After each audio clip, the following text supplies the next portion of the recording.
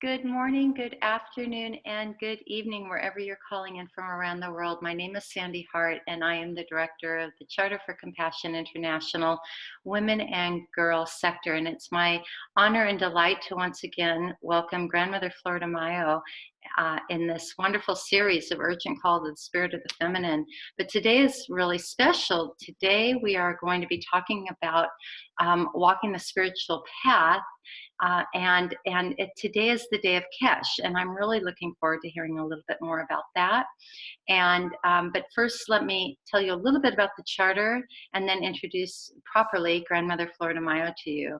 Let me tell you a little bit about the charter. The Charter for Compassion is a global network of over 406 cities and regions of compassion, and over 2,000 partners in 52 countries, organized into 12 sectors, and the women and girls are one of those sectors. And we are honored to host Grandmother through our sector, but of course throughout the entire charter. And we are entering into our 10th year at the Charter for Compassion, and Grandmother Flordemayo has been a beautiful presence here for us. So we're so grateful to be a space that we can bring her message to the world of compassion. Grandmother Flordemayo is the founding member of the Confederation of Indigenous Elders of the America, Institute of National Traditional Knowledge, Church of the Spiritual Path, founding member of the Council of 13 Indigenous Grandmothers, and founding member of The Path, which you can learn more about at followthegoldenpath.org. Also, I hope you will make special plans to be with Grandmother at the Gathering for Humanity, which is hosted by The Path, and that is May 16th through the 20th in Santa Fe, New Mexico. In the invitation to join this call, you may have received the flyer that has more information. But if you have registered for the call, which is why you're here, then you will be getting, I'll send it out to you with the recording of this call, and anything else that's mentioned on the call that you don't have to actually take note of. I'll do my best to get it to you. I want to welcome you and thank you for calling in from all over the world. With this last minute notice, we've had a wonderful attendance. We want to thank you again. United States, Canada, Australia, Slovenia, Sweden. Oh gosh, did I say Germany, Australia? Thank you all for being here. It's of course, all throughout the United States. I want to welcome you. So without further ado, it's my honor and delight to welcome Grandmother. Would you like to open our circle? Thank you so very much, Sandy. I'm going to say our prayer.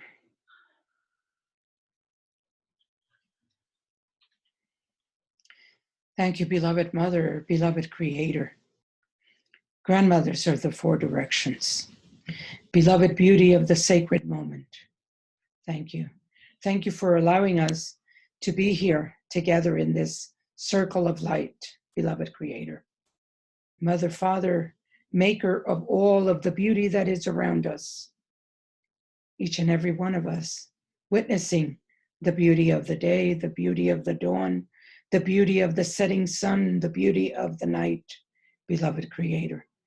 As you have brought us together in this beautiful, beautiful way on this sacred, sacred day of 13 Kieh, beloved Mother, as we gaze into the east towards the orientation of this sacred day, and as we allow ourselves to bless ourselves with the spirit of the fire, that it is the element of this sacred day, as we move the spirit of the fire all around us and embracing us in our hearts.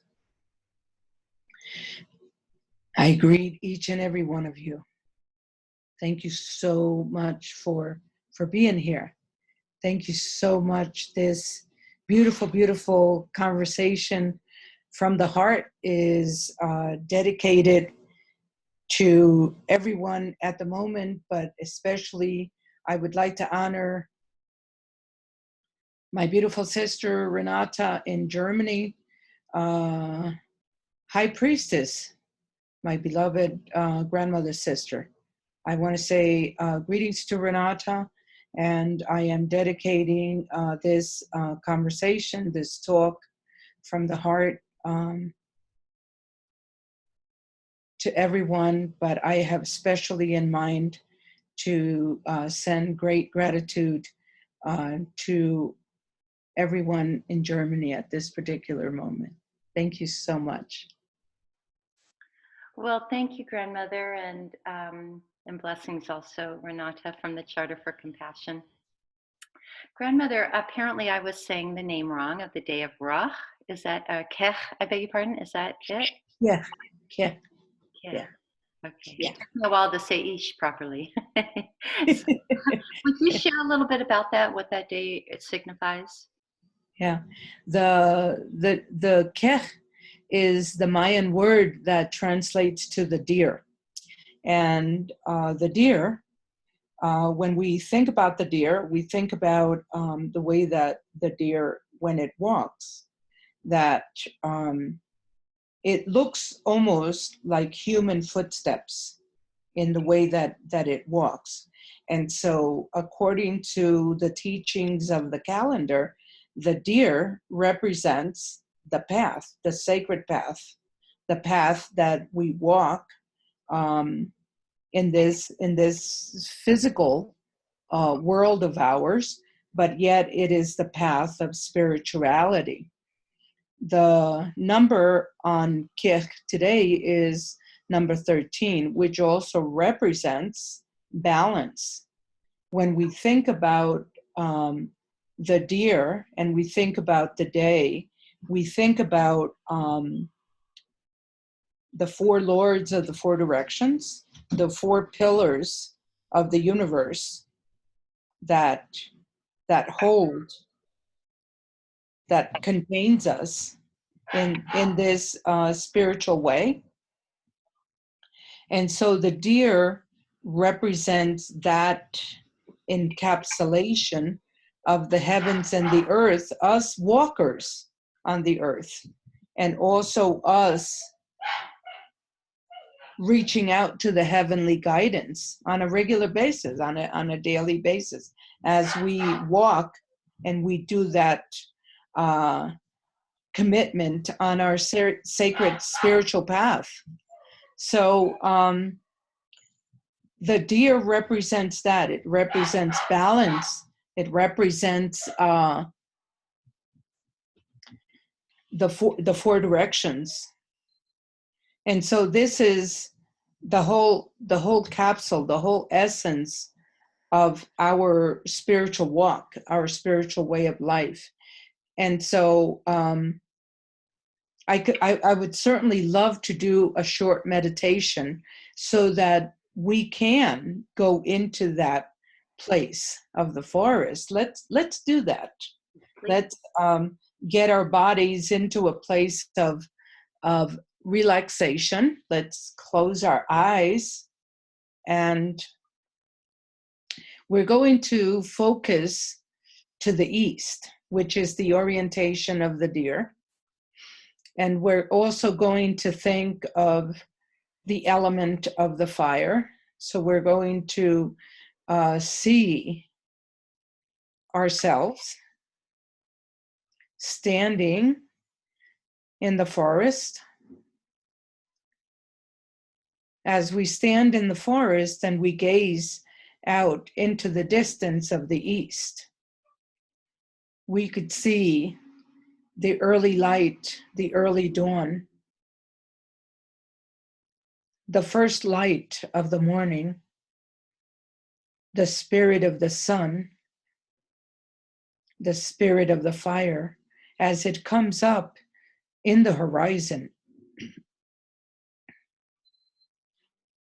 And as we gaze at the horizon, we could also see in front of us a beautiful, beautiful deer. And we start to walk towards the deer.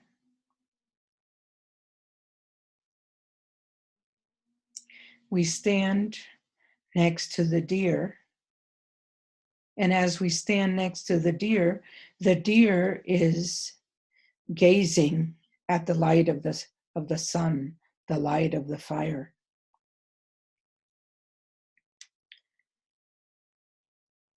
We take note of the deer on the size, the strength, the four legs, the softness of its coat, the beauty of the coat, the shining of the coat. And we come around it, and we could see the front, the face, the sweet eyes, and we make a connection. And we see all of the face of the deer, the nose, the mouth, the little whiskers, the sweet ears, the rest of the body. We could almost take our hands and touch the deer. And we come around the deer on into the right side of the deer. And we speak to the deer. And we ask it if we may be able to come upon it, to sit on it, as if we were going horseback riding. We ask for its permission. And we gently hold on to the deer as it starts to walk. And the deer is moving. We could feel the body moving, the legs moving, and how it's gently moving towards the horizon. The left leg moving, the right leg, the two hind legs in the back moving. And when we gaze at the ground, we see the two footprints that it makes. And it's a reassurance and a confirmation that we are walking with the deer, because all you see there are the hoof prints of the deer. We close our eyes and we think about our grandfather's son. We think about the spirit of the fire. And as the deer is moving closer and closer to the east, the light of the sun becomes one with the deer, and the light of the sun becomes one with us, and we become one with the light. It represents the spirit of the fire. And as we are gazing and we are in the midst of the light, I'm going to hum for you so that we can be together in that place. Mm-hmm. Mm-hmm. Mm-hmm. Mm-hmm. Mm-hmm. Mm-hmm. Mm-hmm. Mm-hmm. Mm-hmm. Mm-hmm.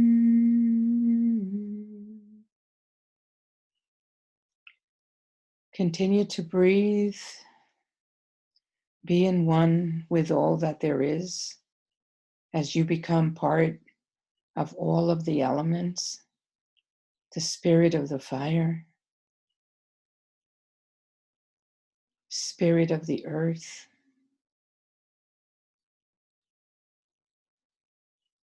At this time, we can extend our hands, asking the spirit of the breath, the spirit of the sacred wind to come and bless us.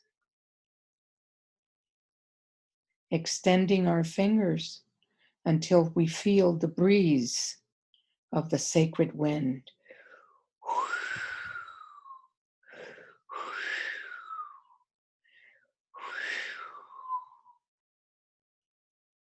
Taking the wind and bringing it close to our hearts, close to our being.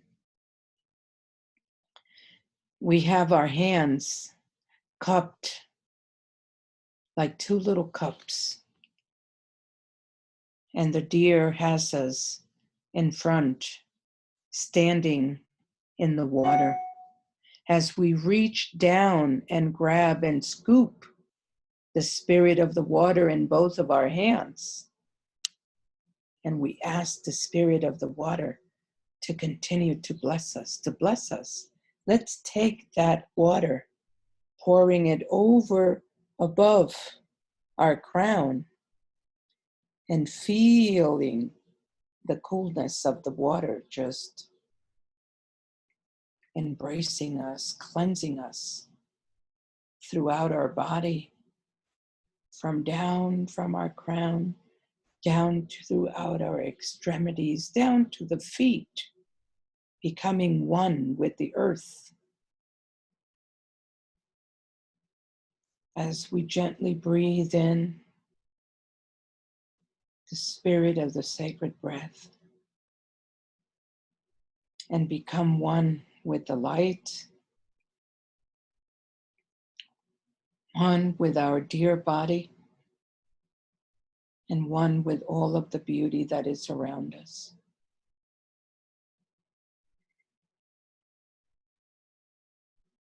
Concentrating on our breath. Open our mouths when we exhale.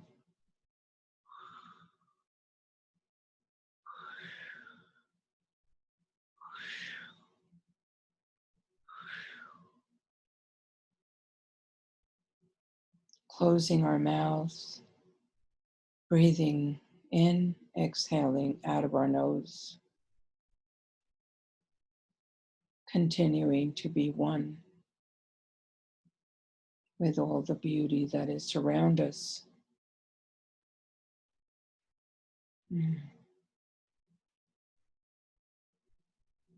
And feeling the balance of the heavens and the earth in us on this beautiful, beautiful day of 13 Kech.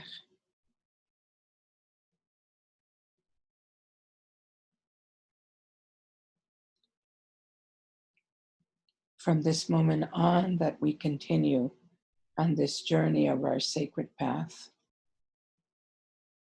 And we can go back to this moment again and again and again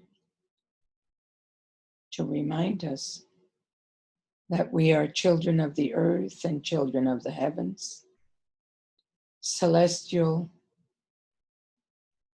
and terrestrial built children. We walk on the earth and we walk in the heavens.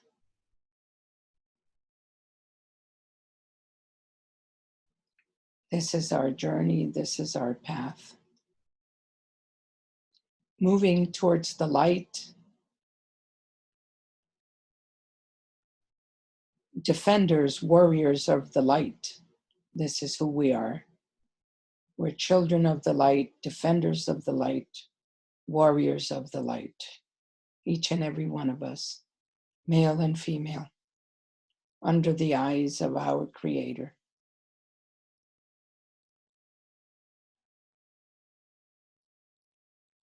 Feeling ourselves planted on the ground.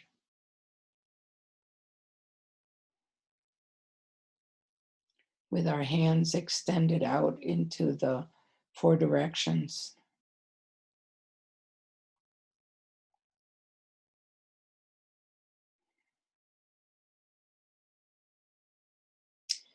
Bringing our hands both left hand over the heart, right hand over the heart. As we continue to bless ourselves. And blessing all of those around us, our immediate family, partners, children, our household, ourselves first, and then our families, our community, our country, our land, all the rivers that are around us, the ocean that is around us, the mountains, the valleys, the volcanoes, the glaciers, all that is around us. Blessed be.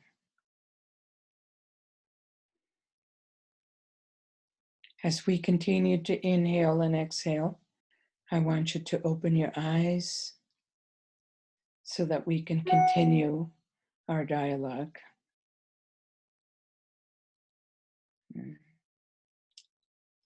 Thank you. Thank you, Grandmother. I may need a little time myself to recalibrate. That was such a stunning journey you took us on, and reminded us once again of our sacred and divine relationship with one another and everything around us and our planet and all of the living creatures. And I was certainly one personally, I was one with the deer. And like I said, I just have some processing to do myself. I would also like to say, Grandmother, that and to your audience, that Grandmother loves your questions and your comments. So if you would like to raise your hand or chat a question, we'll be able to address it on this call. Grandmother, you spoke about the four lords. Perhaps you can tell us a little bit, for those of us who are not very familiar with the lords of the four directions. Share a little bit about that with us. Well, they're pillars, actually. They're pillars of light that suspend the heavens and the earth. The lords are the days in the calendar. We have 20 days, and today is the day of the path, the day of the deer. So it would be known as Lord Kirch. Lord Kirch. Yeah. And so the pillars are luminous pillars of light. And these are talked about again and again and again in the teachings of creation according to the Maya.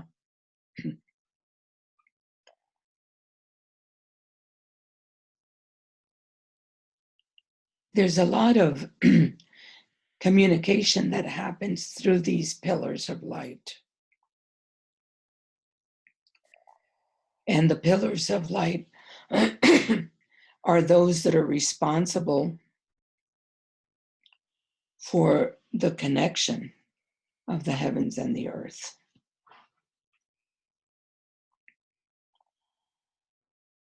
And so it's something to perhaps maybe bring into our hearts so that we can receive those teachings. The teachings of spirit are not teachings of the mind. It doesn't go there. Mm-hmm. It's right here. Mm-hmm. The dialogue and the prayer. Whenever I go into prayer, I kind of move myself into the heart and just allow myself to be present in there. I have no thoughts. I have no agenda. It just says whatever it wants to say. So I don't have a prayer that I can say it's my routine prayer, because they're all different every day, every moment, morning and afternoon. there is something in the heart that feels different all the time. And so we need to go into that place to have this dialogue. Mhm. So, and I'm aware that over the time that we've had in this series together, that I often ask you more heady questions because it's how personally I, from a Western um, world, perceive and understand.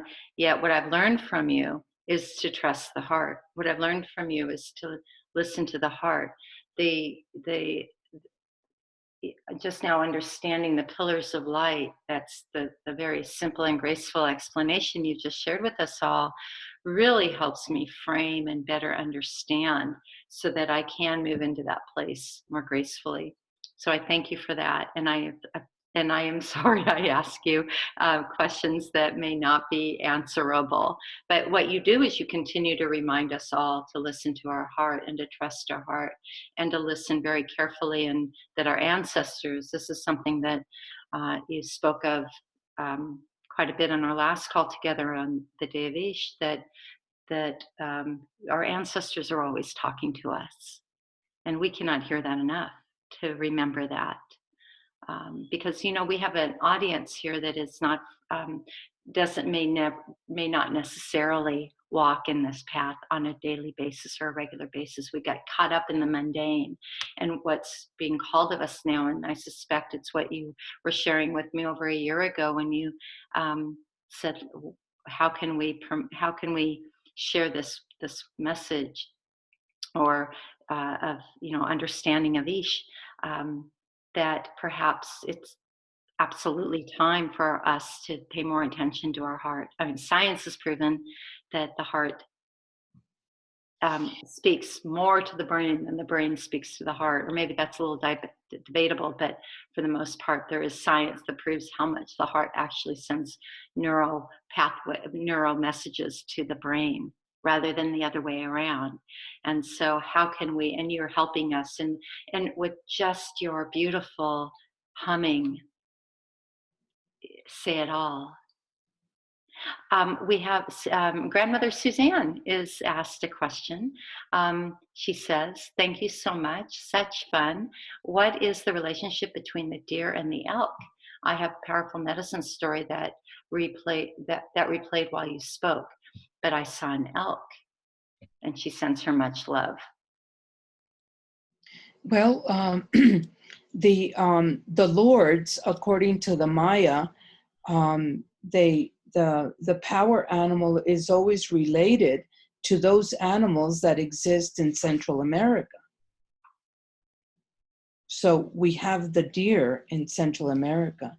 I cannot say to you that we have the elk. I have never seen an elk in Central America. It is only the deer. I've seen elk in North America. So, the power animals are positioned in that Central American area. Beautiful, beautiful. And we have a comment from Megan. She wants to say how beautiful, and she's sending you deep gratitude. Yes, so then in the event that wherever we are and wherever we see our relationship, therein lies our relationship, particularly relating to the family of the animal that you're speaking of. Right, and it's all within the same animal. Mm-hmm. Yeah. Just the location is a little different, right? So it doesn't matter. And we have another. I'm just making sure I'm not. And grandmother Suzanne, I think I've answered grandmother's answered your question. So if I've missed something, let me know here in the chat window. Oh, and she asks if you'd like to hear the High Country Idaho true story. The what? The High Country Idaho true story. I'm not sure I understand the question. She'd like to come on and share with us the story, the Idaho true story is how I understand it. If it's everybody's okay with that, It's up yeah. to you. This is your call, grandmother. Sure, that would be great. Wonderful. Here we are. And grandmother Suzanne, can we hear you? Ah, here you go. I'm going to unmute you. There you are. We can hear you and see you. Hello, grandmother Suzanne Lewis. It's lovely to see you again. Welcome back to Urgent Call from the Spirit of the Feminine series. Oh, I'm so glad you and grandmother are here right now. I'm going to make this very brief. I carry deer medicine, and up in the high country of Idaho, which is exactly the terrain that grandmother Flordemayo described, I witnessed a mythological story worth repeating. Across the river from my cabin, I started to notice it was elk with antlers trying to find a way across the river. It was springtime swollen. And the lead stag dug on a stream bed, kept on going higher and higher upriver, digging. And pretty soon I saw in the forest a whole clan of elk, mothers, babies, and finally the lead elk found the place to cross the swollen river. And I witnessed something never before. All the stags led the way across the swollen river, forming a wall. And then the swollen pregnant mothers, the babies, all the young ones were supported to cross this river. And only after the smallest was safe on land, a crew of around 7 stags crossed the river. And this is a healing story, I feel, for the masculine and the feminine. That's my story. That's so beautiful. And we had a little difficulty hearing you. So to our listeners, I think you could hear most of what grandmother was saying. I heard grandmother Suzanne was saying, I absolutely heard the story. So thank you so much for sharing that. Thank you, grandmother. Thank you so much. Welcome, blessings to you. Yes, that's so beautiful. So the spirit is where we find it, it sounds. And thank you for what you're doing, grandmother, is you're helping us open our eyes to what is around us all the time and how it appears to us. And the significance of that is profound.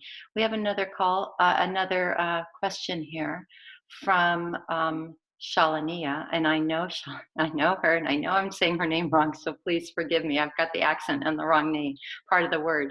Grandmother, thank you for the beautiful experience of deer and the guardians of the directions. When you were doing Murmelo, you said that it brings us together. So can that be a powerful means of connection to use when we are doing ceremony in which to connect with others who are in ceremony elsewhere? Okay, so is the reference to the murmurio? Yes. Okay, so the murmurio is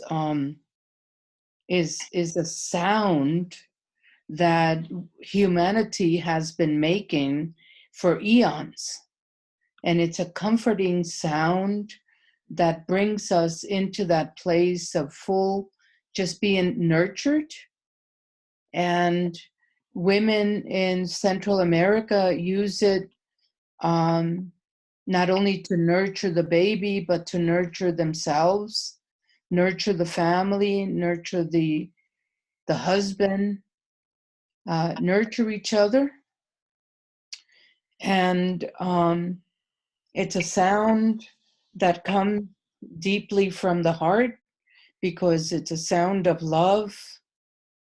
It's a sound of appreciation, and it just reawakens us in a way that takes us back into the beginning of time, and it helps us to remember. There's this sound that helps us to remember. And so I would say yes, it's a lullaby to share with everybody, and to embrace yourself. You can love yourself and do the lullaby, the murmurio, which is what the word is in Spanish. So we start with ourselves first, loving ourselves. And we send the love to our families. And we send our love within our homes, our loved ones. Maybe we have children, grandchildren outside of our immediate house. We can send the love and the murmurio to them. It's very, very comforting. And it travels quite far.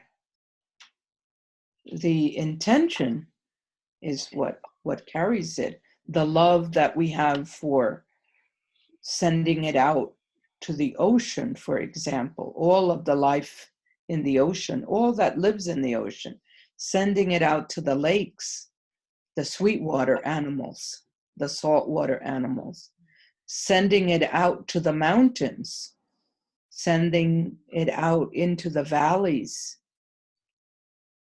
So we send the sound because we are of nature and nature is of us, and we want to be in balance. So we think of the 4 elements also. We think of the earth, we send it to the earth. The earth is going through so much right now. So much. So much. And so is the water going through so much. And there are so much of life that's endangered and will be continuously in danger. The air is in danger. Everything is in such danger. We're losing our nature as we breathe, and we won't be able to get it back in our lifetimes. So we cannot afford not to think about nature. We cannot afford not to send our love to nature, because we are nature. We're not separate from that. All the trees and all the plants are breathing the same time we're breathing. All the trees and all the plants and all the animals are breathing the same time we're breathing. We're breathing the same air. We're walking on the same earth. We're receiving the warmth of the sun, of the same sun all the time. We're not separate from it. And so we have to learn to become a true nation of humans instead of separating each other. Nature doesn't separate us. The wind, the air doesn't say, oh, I'm not going to go over there because, I don't want to see that side of the earth doesn't breathe. If we don't have the breath, we perish. If we don't have the water, we perish. Everything, the plants, the animals, the humans, everything will perish. If the soil on the earth is so contaminated, everything will perish. What exactly are we doing? We're not thinking of the future generations. And each and every one of us has a responsibility. What is our human responsibility? Mhm. On this day of the sacred path, we have a responsibility, because the key to today's day is to stay on the path, do the right thing, and to be in balance, to stand with your 2 feet on the ground.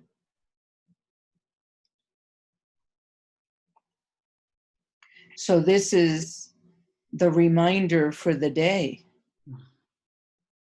and to practice it every day.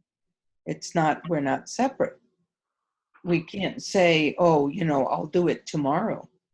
Because even if you do it tomorrow, today you're drinking water, today you're stepping on the earth, today the sun is shining upon you, and today, you're drinking of that sacred water. No matter what you do, those 4 elements are part of you.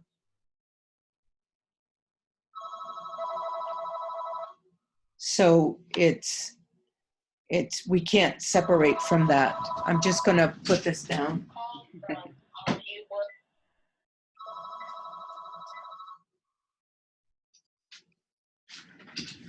Sorry about that. We've talked about this in the past, that the illusion of separateness is what is the demise, or what could be the demise of our planet, and how important it is to remember our interrelated solutions and our interrelated power that we have when we come together and we recognize one another, that we envision a world where greed and competition and separateness are considered absurd one day. That's what the Charter for Compassion is about. This is why I personally am very much involved in this work, because I can't think of a more important place to put my energies, and that is into an environment that recognizes that world peace and harmony and balance for our planet, and respect of our planet has to start with us, and it has to start in our heart. And recognizing that compassion is a very difficult expression. Most think it's warm and fuzzy, and it just means being kind or sympathetic or having empathy. But it's really painstaking to have compassion sometimes, to see the suffering of another and put another in its place. So how do we walk with one another and walk gently on our planet and have compassion for that? And you have just simplified it, grandmother, and that's all it really needs to be. As simple as that lullaby. When you hum that beautiful Murmurio. Murmurio. I can't roll my tongue. No, it's okay. Okay. Let's call it a lullaby. And I'll never forget the first time I heard you do this. Just like earlier, about 40 minutes ago, it brings me to tears. Because to me, that is the greatest gift you can give someone, is the expression of love and comfort. And when you were humming this to us, we were all being held in a warm embrace of love. I was wrapped tightly in love, yet it's also a gift giving back to our precious planet, who, in the spirit of the divine feminine, is waiting patiently for us to wake up. And this lullaby is how we hopefully can wake up. So thank you for that. Yeah. Thank you. The love that she gives us in clean air and fresh, never-ending streams of water, and the beautiful nature around us, and all the precious animals that who we tend to say you're in our way, we're going to do away with you, not seeing the impact and that imbalance we're creating, we can give that back in a simple lullaby, like a tuning fork of the heart, which is what, perhaps is another answer to that question. It's a tuning fork when you sing that lullaby. It's a tuning fork for all of humanity and all of nature. Thank you. Yeah.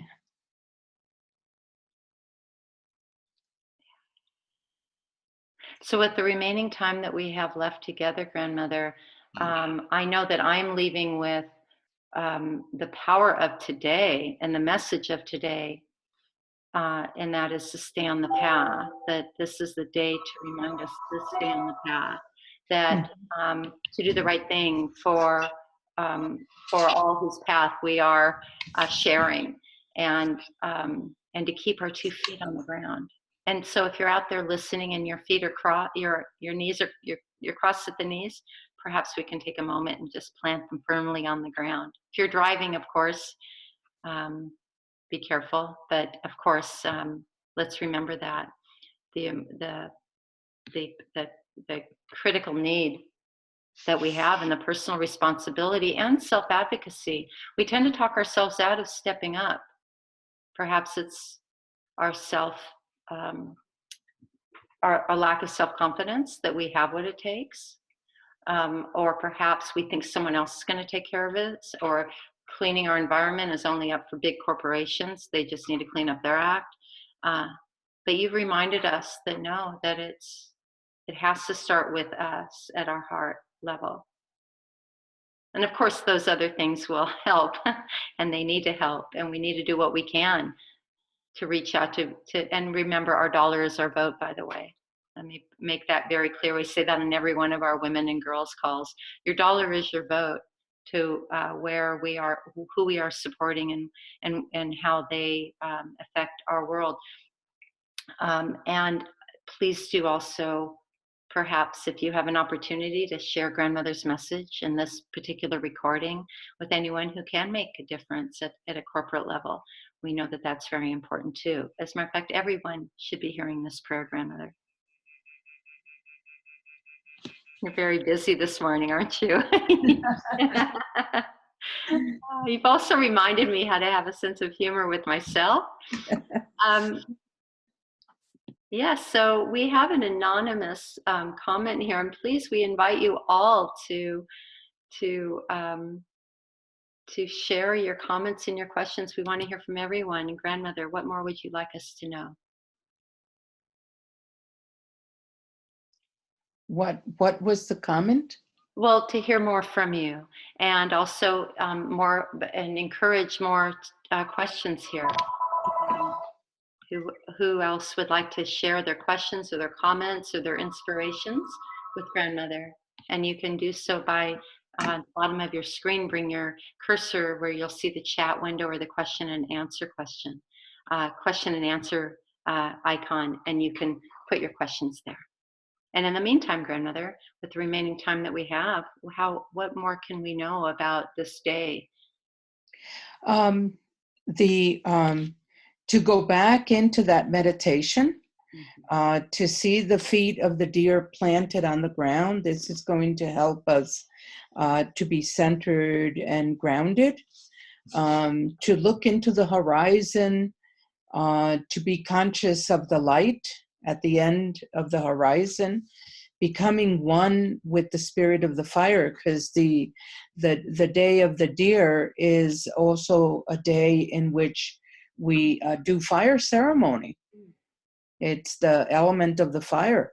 And this is why we walked into the horizon, into the spirit of the sun, to receive the blessings of the light. And so today is very, very precious, because when we blessed ourselves with the light, we're blessing ourselves with the spirit of the sun, the spirit of the fire.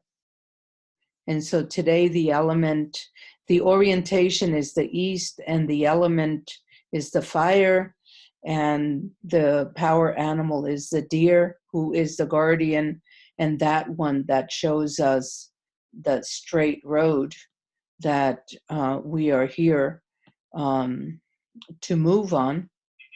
If we don't have the straight road in front of us, we pray and we ask the Creator to move the obstacles, to move the bumps, to help us so that we don't fall into a ravine of life.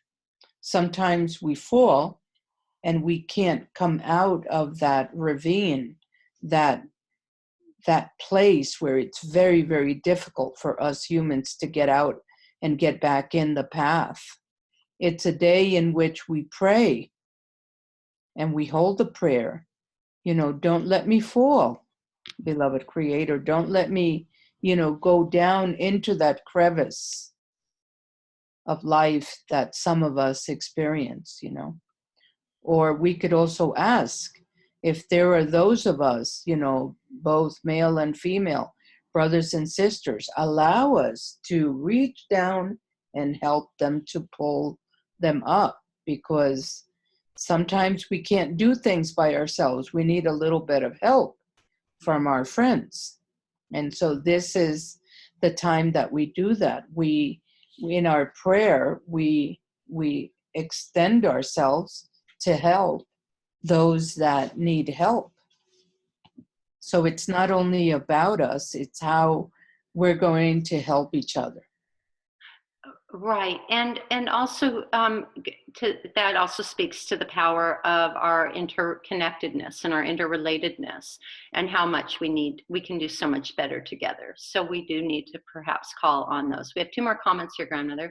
Bernadette asked, and she mentions that Meg Whitley, who's an organizational development consultant, and she's written a lot of amazing work, and also a very well-respected author. She's written an awful lot about the topic of chaos, and now is working in the area of us becoming warriors of the human spirit, and she'd like you to comment on that, what it means to be a warrior of the human spirit.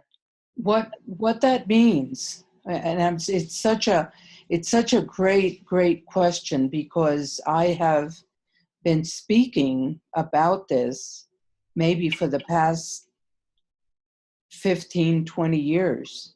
And what that means is intuitively we know that we are children of the light.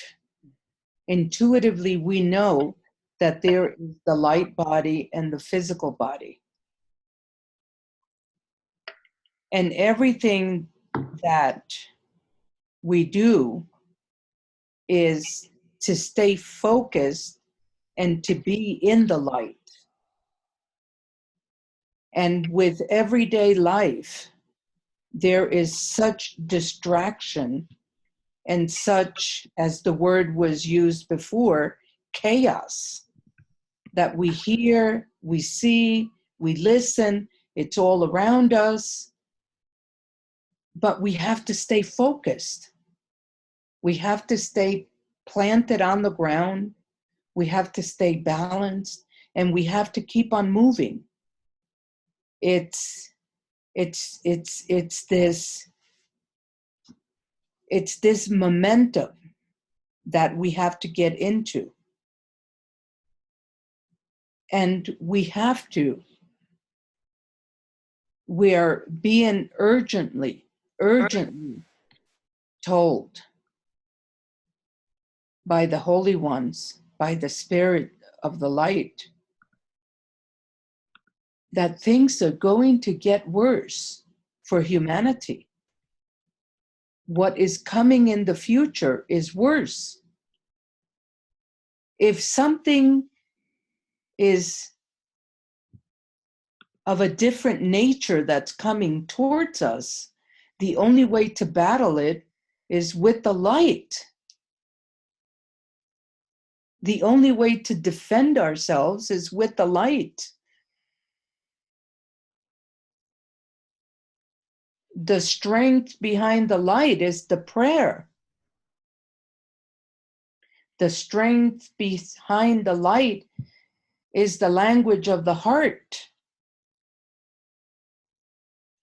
If we cannot sit down for a minute and express ourselves to all creation, then we have to keep going back into the beginning, and forget about the language, forget about the mind, and go back into the heart and let the heart guide you.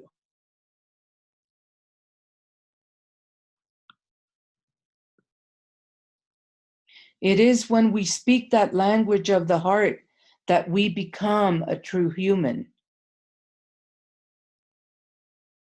We have all kinds of dialogues. This dialogue, that dialogue, a dialogue about this, a dialogue about that. And I say to myself, what happened to the dialogue of the heart? What happened to that? I mean, how beautiful it would be to get a group of people from all walks of life, and we say, okay, well, imagine that you're not thinking. Imagine that it's not about that, but imagine going back into the center of your being and imagine expressing yourself through that. This is one of the things that were expressed when I had those two visions of bringing humanity together. This is some of the things that I was told, is that humanity needs to heal right now. We can't wait. We can't wait. This gathering happening in May in New Mexico, this gathering for humanity, is for humanity to heal. Not only to heal this very moment in time, but also for it to continue all around the globe. And we are being called to center ourselves at a central point. We are being told that we are going to look at each other eye to eye. And we are being told that when we look at each other, we're going to recognize each other as being equal, because there is no difference between any of us. And then we go back to the sacred elements. We're breathing the same air, we're drinking the same water, we're made out of the same sacred water. The sun is shining upon each and every one of us in the four directions. We're all walking on the earth. We're all receiving these blessings of the sacred elements. We can't separate ourselves anymore. We keep separating ourselves and separating ourselves and separating ourselves. 2 years ago, I'm almost 70 years old, and 2 years ago, there was a discussion at one of the universities where I was speaking in Boise, Idaho, and Moscow, in Boise. And there was a discussion on immigration. And I heard the young adults speaking about immigration, the students. And I turned around and said to a young man who might have been 17, I don't think he was 18 yet. I said to him, what does that mean to you?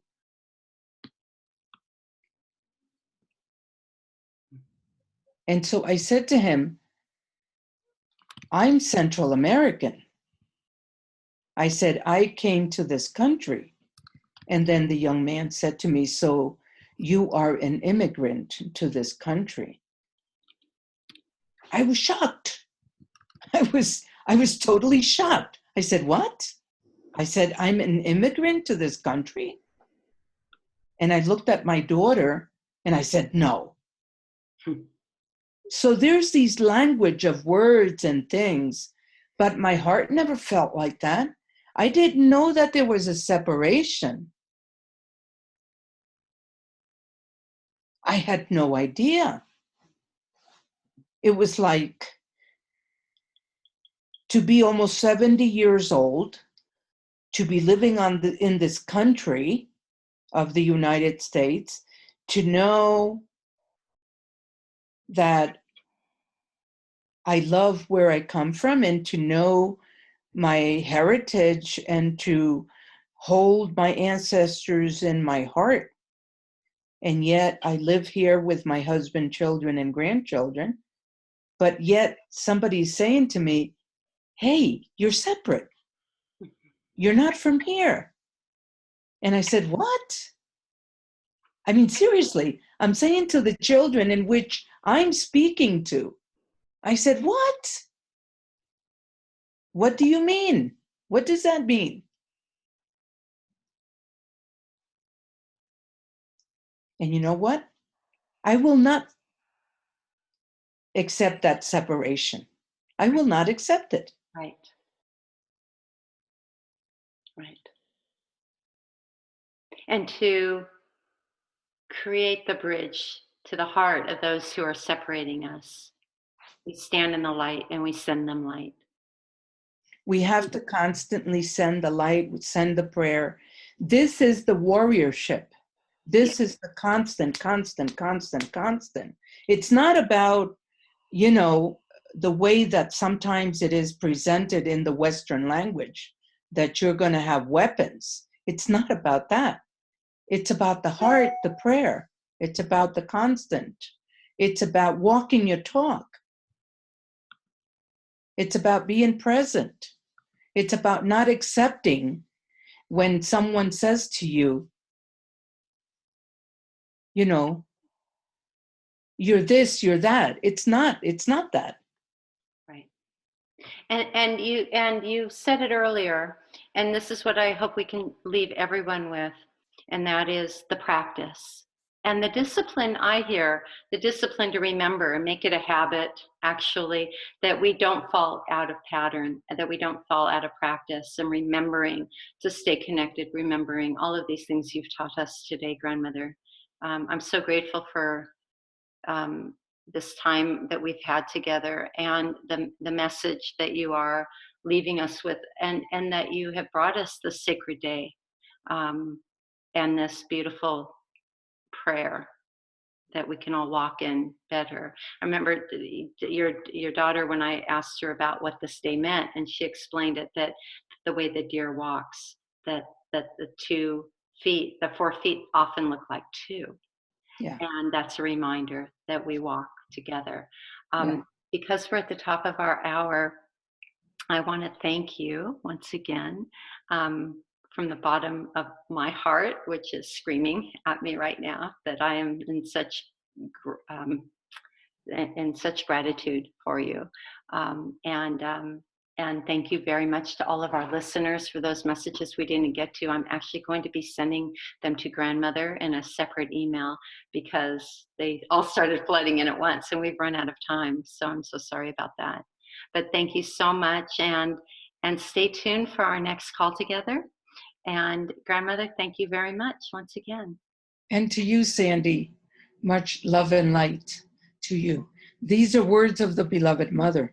She said, Flordemayo, humanity is made of love and light. So we need to remember these words. Thank you. Because we are made of love and light. Yes. Thank you you for that reminder. Now we are all warriors of the human spirit. Thank you. Everyone have a beautiful evening, day. Bye-bye now.